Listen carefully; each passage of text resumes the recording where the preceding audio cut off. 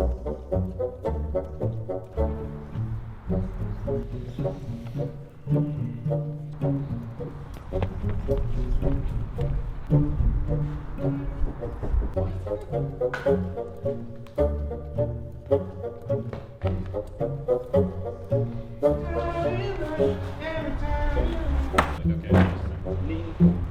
elbow, right to the face.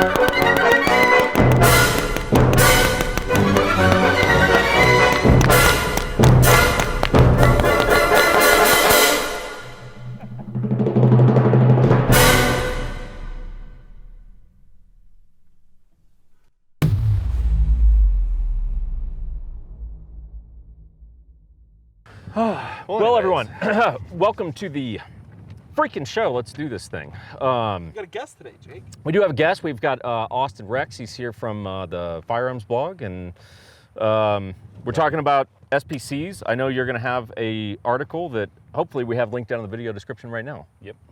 That is the goal. Austin does actual science in shit.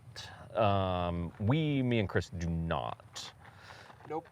Bro science, real science. And we actually have science to report about these. This is going to be like a kind of like a little series, if you will. The SPC lineup is new in general, but certainly new to the US, really brand new to the US.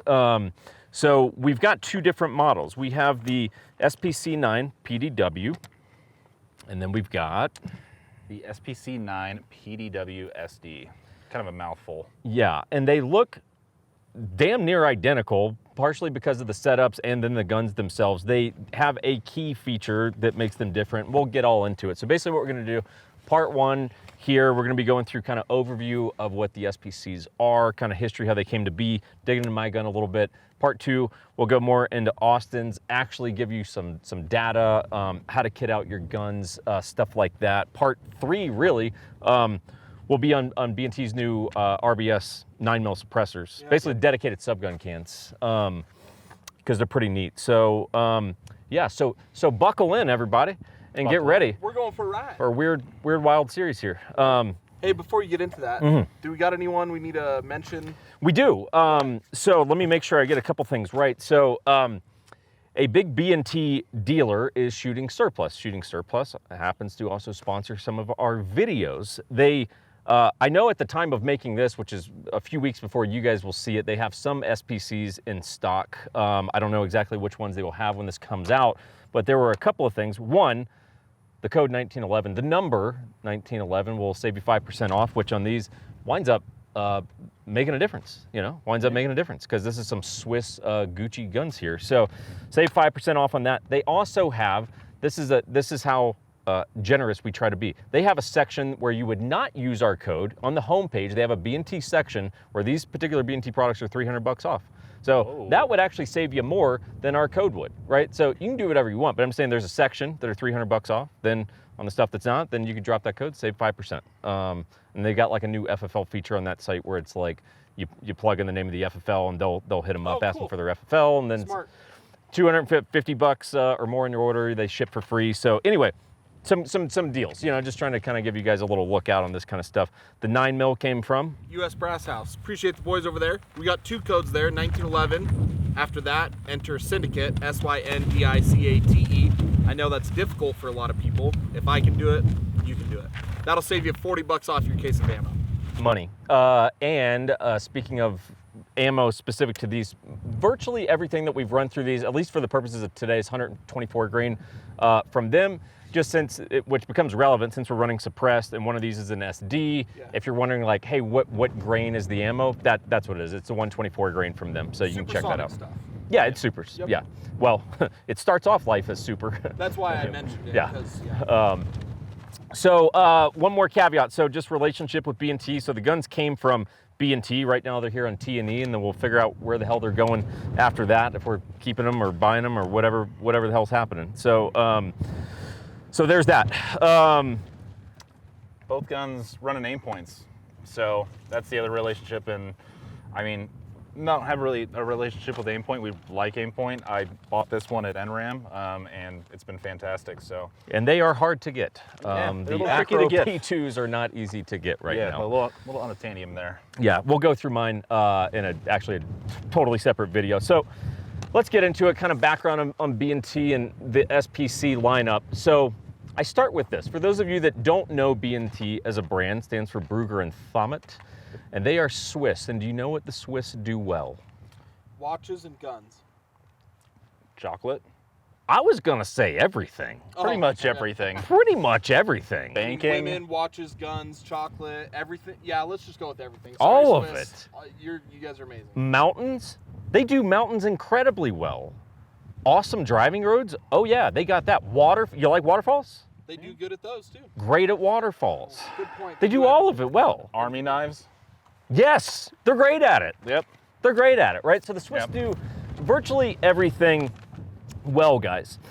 Amongst what B&T does, many of you don't know that B&T is a giant parts manufacturer for different brands like HK and FN and European SIGs and all kinds of, I mean, it's actually crazy the amount of stuff that B&T makes, but amongst the things that B&T is probably best known for would be subguns. So you have guns from B&T, like grab that bad boy. Yeah. Like the APC9 Pro. We will talk a little bit about this, more so in part 2 in terms of how it kind of relates and compares to the SPCs. But they got the APC9 Pros, they got the GHM, they got the TP9. I mean, the USW's damn near a sub gun. It just happens to be a pistol. Yeah. You know, but technically it becomes a sub gun because it is an SBR at that point. So anyway, that is largely what B&T is known for. The SPC came out at SHOT Show 2022. Yep, 2022. This is June 18th right now. So this is brand new to the US. At that time they were demo guns and these hadn't really reached the States yet. But I mean, so we're talking within the last month, 2 months, these started like really showing up on the good old shores of the USA. So let's talk about where this came from, because it's kind of fascinating and it's probably one of those things a lot of people are like, so what exactly is the point? So here's where it came from. These were never really meant to be available. And this is stuff that me and Austin got from being on calls with B&T and kind of going, so where's the backstory of this thing? And basically a European agency, if you will, said we need a sub gun, but we need it for a couple different reasons. One, our range is only rated for pistol calibers. Yep. So we need a PCC because that's all we can run. Even though we actually run, you know, whether it's M4s or whatever, you know, we run 223, 556. And number two, just cost of ammo being significantly cheaper. So like we need a gun, but we want it to be able to, it's a training gun. It's not meant to be an operational gun. It was meant as a training gun where you could work AR ergonomics, MP5 ergonomics, and if you've already got B&Ts in your agency department, whatever it is, hey, you can also work B&T stuff at the same time. So basically make us this Frankenstein gun where you can just train all this stuff and it runs on 9mm. SPC lineup is born. Yeah, and it really does carry over a bunch of features from the AR, which is awesome because Usually with guns like this, you've got something proprietary for, you know, this AR style charging handle. It is an AR charging handle. So this one came with a BCM gunfighter. Jake put another charging handle in his. Yeah, Radian. Yeah, put a Radian Raptor in his. And there you can jump on the gun if you know ARs. It's got AR controls. But if you've been running MP5 all day, boom, you've got that forward cocking lever. So if you don't want to come off your sights, boom. And you can reverse this as well, non-reciprocating. Which mine is because I'm a lefty. So mine switched over to my side of the gun because that's where I would be charging my gun as a lefty.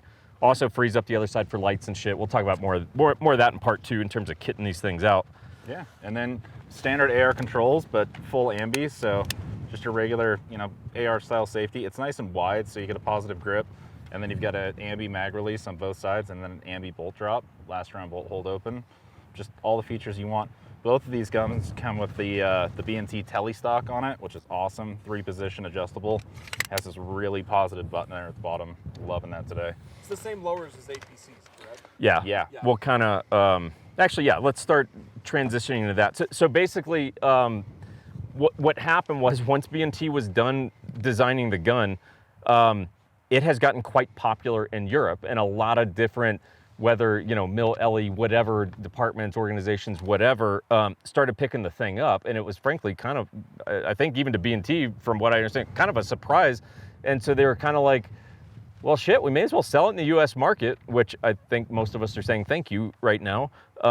So it is kind of unique because it was a gun that we were never really meant to get, and here we are, and we've got them, and it's pretty rad. So to kind of give you an overview of the lineup. So B&T, amongst the things they could do better at is going, hey, look, here's the deal. There's these different lowers, there's these different uppers, these different cans, these different stocks, right? It's like, again, the site is not overly descriptive sometimes. You'll click on a product and you're like, these 2 bullet points are helpful, but I could use about 20 more to educate me on what this is. So allow us to be your bullet point educator right now. So the SPC's running the same lowers as the B&T APC9s, or I think the GHM's running the same one, if I remember right. Or is it separate? Depends on if it's a pro model or not. Okay. Yeah. So, yep. For intents and purposes, we'll just say APC. Yeah. We know for sure that, so all these are interchangeable. So you have an APC lower that takes Glock mags, boom, you can swap it out with your SPC lower. Now it takes Glock mags. Yep. So, and then they're going to be coming out with a few new ones as well. They've got, so the existing one that would be popular is Glock mags. I'm not a fan just because I don't like Glock mags on a PCC. That's just me. It's a personal preference. Yeah. I get the argument, like, hey, I'm a department guy, I run a Glock, and then I could have this as more of my, you know, kind of subgun primary and interchangeable mags. I get it. I get it. I like the OG mags personally. Or, well, we'll talk about the mags, but I like the OG lower. But so you got APC standard lower, you got the Glock lower, you got a SIG 320 lower, and then I wonder if, did you know this? They're making a CZ one. I actually didn't know that. Here's the other 2 that I know about. There's a VP9 lower, so there's an HK one, VP9 P30 compatible, and then what was the Walther? Yep. Yeah, there's a Walther one. Yep. Yeah, which like who the hell knew? Super cool, right? Yeah, a CZ one, which whatever. I mean, the mags are the mags. And the lowers on these actually aren't serialized. It's actually the upper that is serialized on that. So that's why you can swap out lowers with no issues. Yep. So the Very modular. APCs were serialized in the past, but these guys are good to go. Yep. So then, from moving on from the lowers, you've got 5 different uppers, everyone, okay? Now stay with me because this is where things can get a little bit, it's not complicated, but it takes a second to kind of like piece it together if you're left on your own. Fortunately, you got us papas here to teach you about this stuff, right? So the standard upper is a 9-inch barrel. And it's got like 3 M-lock slots on the handguard just to kind of give you a frame of reference. These are a single, right? Yep. So you got a 9-inch barrel, that's your standard one. You have a competition model, 16-inch barrel. That's purely a speed, you know, 3-gun kind of thing, right? You've got the PDW, which is mine. We're gonna have to go down the rabbit hole a little, but for right now, a 5.9-inch barrel, even though I'm gonna have to give some caveats here in a minute. So the standard PDW is gonna have 5.9-inch barrel. The PDW SD, Austin's gun there, 4.5-inch barrel. Yep. And then there's a full-on SD, not a PDW SD, but a standard SD that actually also has a 4.5-inch barrel. It's just that the can is more recessed into the handguard, and it's going to be an overall bigger can. Yep. It's probably going to be ungodly quiet and amazing. Haven't seen it yet, but I shot it at SHOT Show, and it was spectacular. So we hit ears in, but yeah, it felt great. Is that the same upper as like the APC SD upper, but now it's updated with the rear charging handle? Nope. No? Different? Okay. Different setups. Yep. Okay. Different Cool. setups. I just figured that might be a question someone would have if I had that. It is. So I'll go ahead and tell you one thing. So here's one of the big differences between the SPC and the APC. Semi-auto rated, full auto rated on the APC. Okay, so they are different. They're different uppers bolts. and they're different ratings, right? Bolts are different. Yeah, I mean, this was designed as a training gun. It's a little odd that it's semi only. At the same time, I mean, it doesn't really matter to us. It's like, what's the, you know, like I don't really care. Yeah. It's not a an deal interesting, breaker. it's an interesting quirk. Yeah. I don't really care at the end of the day, but it's interesting. So there's 5 different uppers, right? Okay. We're gonna have to dig into mine a little bit deeper. A couple different stock options. So you can do the PDW style stocks, which are fantastic. Yes. Fantastic. I can't say enough nice things about these tele stocks, like seriously. And we figured out there's a bump feature with these where if you put a full mag in it and then rip the stock out, it'll actually drop the bolts. Totally found that out on accident and then just kept doing it because it's awesome. It's cool. But no, like this button, like it just drops free. It's really, really positive, and I really, really like the texturing on the back of this. Yes. There's no wiggle in it either. Nope. No. Tight lock up. Quality. And I mean, you were never gonna get a great cheek weld on any stock like this, but the odd thing about this is with the buffer system in the back of the SPC, you can get kind of a cheek weld on that buffer Little system. bit, huh? Yeah, it's more comfortable than you would think. Now, I'm not saying that it's as comfortable as a regular M4 style stock, but it's more comfortable than meets the eye for sure. But keep in mind, so for those of you that don't know, because you'll see this in some photos, you can swap this to an M4 stock. Yep. Yeah, you could swap this out, so you could put a B5 stop mod on there if you wanted to. Yeah. Get it out however you It's want. pretty crazy. Yeah. It's pretty crazy. That'd be dope. Which again, but think about it from the original request from department whatever. Makes perfect sense. Right? You go, well, you're training AR ergonomics, throw an AR stock Same on it. cheek weld, same everything. I mean, it's kind of like, guys, some of this stuff is going to sound like, oh, they're just going to go shill for B&T or whatever, but it's like, you got to pay compliments where compliments are due. Like, the fact that you can run this as a PDW, or I can legitimately set this up as an AR training gun, An AR-9 training gun. that is incredibly smart. Yeah. Like, that's just cool. And like, the whole idea of it's super cool. Like when we first found out about this, you're telling me a unit like this so much, and you guys saw like so much interest in it. You're like, screw it, let's bring it to the civvies, man. Yeah. I love that. Oh, when it's companies do that, because certain companies don't. I Yes. appreciate B&T doing that. So. Yeah.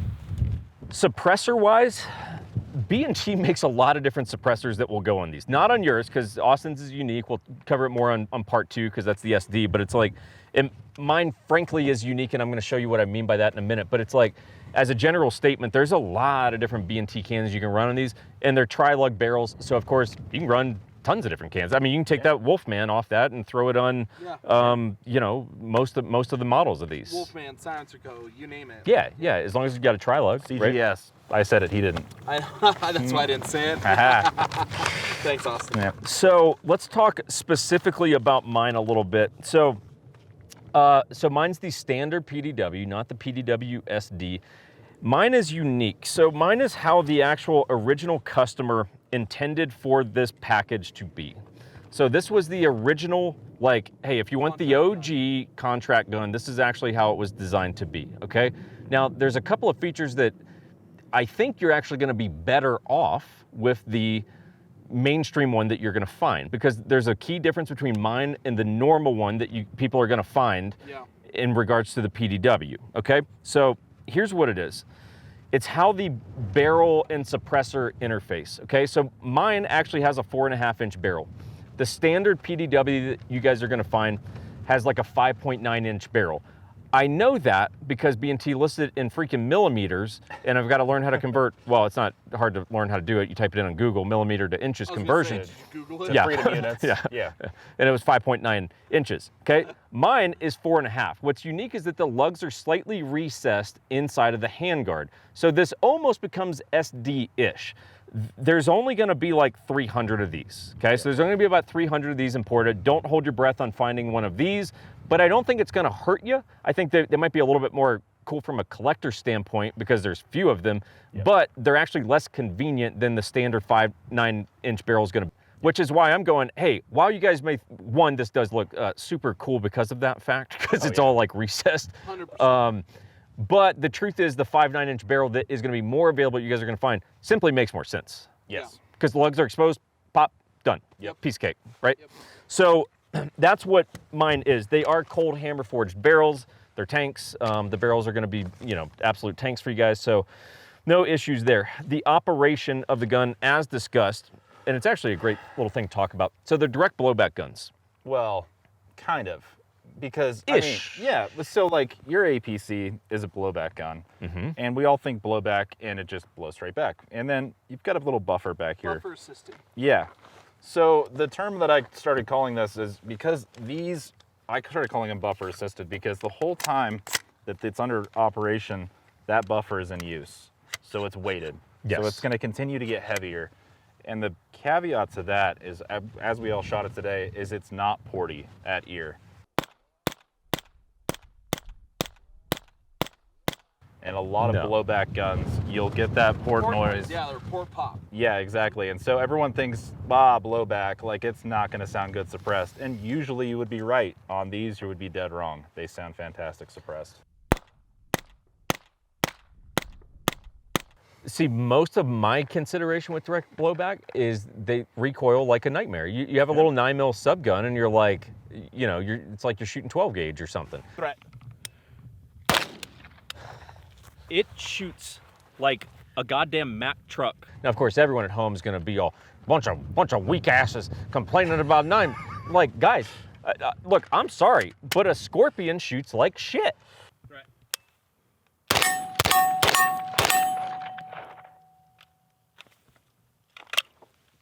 Call it what it is. Yeah. It just does, right? And it's like these shoot, I'm going to say, way closer to an MP5 than they do a Scorpion. 1000%. Right? Like, and it's not the argument that you can't handle the recoil of a 9mm. That's not it at all. no. It's that a 9mm round is recoiling that violently. Yeah. Should be frowned upon. Yeah. As people are looking at the wrong way. Yeah, you know, and the cool thing about the hydraulic buffer system too, one, it's a massive system, so like it dampens a lot of recoil. But the other benefit, less wear and tear on parts.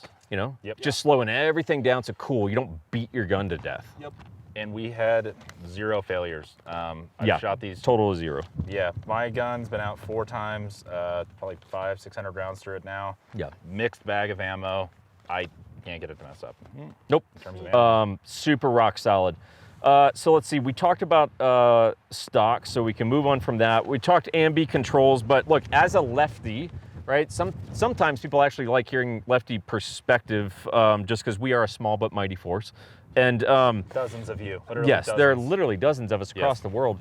And it's a damn good ambidextrous platform. I mean, literally everything's ambi. From you know, you take these and you go, look, from charging handle, right? Yep. To mag release that you can run on either side, to bolt release that you can run on either side. Safety you can run on either side.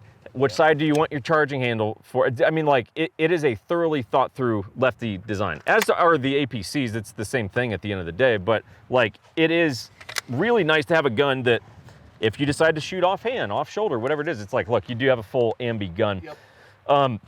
The charging handle, as mentioned, standard AR. So if you're like, look, I love Radian, they come with BCMs. Mine, for whatever just bizarre reason, happened to come with a single side, and as a lefty, of course, that doesn't do me any good. So I was like, let's swap it out. So I threw Radian in, piece of cake, right? Easy day. So, wow, a little bit of carbon. Oh, hey. Sorry, everyone. Now, is your Radian a gas buster one or no? No, Okay. not that one. That particular one is not. Okay. That's actually that one says AXTS. I wonder on if it. that would actually mitigate any of the blowback or anything, or no? No, because it's just blowback. It's not stopping anything up top. Okay. But who knows? We could try it. You know more than me, so. I don't know. It's science, kids. Just go do it. Document it. You don't want to say that to us. We will murder science. Okay. It won't be good. Gun's clear. So nice first wall there. 2-stage trigger. Then you've got, I'd say, probably about a 5.5 pound brake, Yeah, it's probably give about or right. take. Nice crisp reset that you're gonna hear on audio probably in between shots because they're nice and quiet, but really a fair trigger. Like it's good for a factory trigger. And like, look, I've got, you know, between the APC and then this SPC that's here, it's like, look, I've got 2 APC triggers. I felt the need to change out neither of them, but I will tell you this, there is a Geisley Super APC trigger. Oh, And I'm dying to try that thing. oh, I'm dying to try that. that sounds gourmet. I want to try that. Yes. Continue those. I don't Wait. think so. Don't step on my feelings like that. I know that they haven't been around for quite some time, so Guys, Maybe they're just out of stock. Okay, maybe they still make them, but they're out of stock. could be several years that they've been. Don't ruin our dreams. We Shut up. believe in you, Geisley. Mags, so let's talk a little bit about mags. So just grab yours. So Yeah. mags in my mind would be the weakest point on the gun. They're not bad. They're just the weakest point on the gun. It's better than a Glock mag. Yeah, yeah. What? Yeah. Look, okay, I like double stack, double feed. Okay, now with that being said, it's not the easiest double stack, double feed. I strongly dislike it when I only have a polymer option. I just would really like to see these at some point come into steel. I Yeah. think I saw So it. then a Glock mag wins. Well, no, because it's ugly. Well, and it's no, because inappropriate. I can't single feed all day. Okay, come on now. And it's ugly. The angle's all wrong. Okay, geometry. Look, the rumor on the streets is that, so look, I've got 4 APC training mags. They've never been cleaned. I've never had a malfunction. I've never had a malfunction between this SPC and that APC. I've never had one, okay? And I've never cleaned the mags. People complain, some people complain that, hey, if you drop these, that they will break. You can see the seam on the back of these where they could break, right? That said, they make these little bumpers, which solves your problem right there. But I've never broken one, okay? No. Like, I mean, I haven't. The other criticism would be, so these little lips, not the lips, but the actual, there's a point at the sharp of these APC, a sharp point right at the lip of these APC mags. Yep. That is ungodly sharp. That, I mean, on all of mine, I literally just buzz it real quick with a file, just file, just get rid of the little sharp edge, and you're good to go. But I like the mags, I just wish they were metal.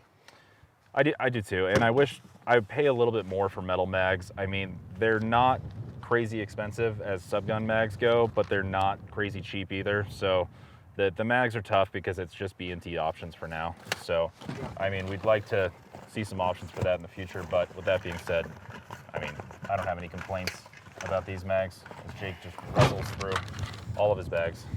Bug net. So those are 30s. That's a 20. That's a 15. So if you're gonna run these as a bag gun, hypothetically, the 30 might start to print a little, just depends on the bag, right? So throw the 15, throw the 20 in these, and you've got, like, you know, you just have a more compact package. Or if you're doing like executive protection or stuff, like that'd be a great EP gun. So you can throw the little shorties in there, and that's an option. So let's talk price and then we'll wrap this up. So the price on mine is $25.23. That is Perfectly fair. Here's the thing, that's with the stock or the brace. Perfectly fair. Okay, so for those of you who don't know, these B&T stocks so you can do this as an SBR or a pistol, right? So as a pistol, it would come with a tail hook instead of the actual stock, but those run about 600 bucks. So if you remove that, right, like you would on an APC or something, you really go, hey, look, the gun itself is running about 1900. Yeah. Factor in those Super Gucci stocks or braces, now you're at about 2500. That is perfectly fair for that gun. I got no issue with it. Yep, that's a great price point. Good on them for that. Yep, no issue. Right in between like GHM and APC. Yeah, perfect. Yeah. For an imported submachine gun, that's what you're gonna pay. Yeah. Correct. So guys, we're gonna pause for now. We'll get into part 2. Part 2, we'll look at the SD. We'll actually show you some different like testing velocities. We'll kind of get into some different stuff. So that's it for part 1. Cool. Thank you guys. Appreciate you. A little bit longer video than normal, but hey, we got a lot of information to cover here. We got Mr. Austin J. Rex from TFB. So Appreciate you guys having me. We'll link the article and then IG handle or anything, just real quick. Yeah, just Austin J. Rex on IG. You have to type it all the way in because I'm shadow banned. Welcome to the club. Yep. thanks, guys. See ya.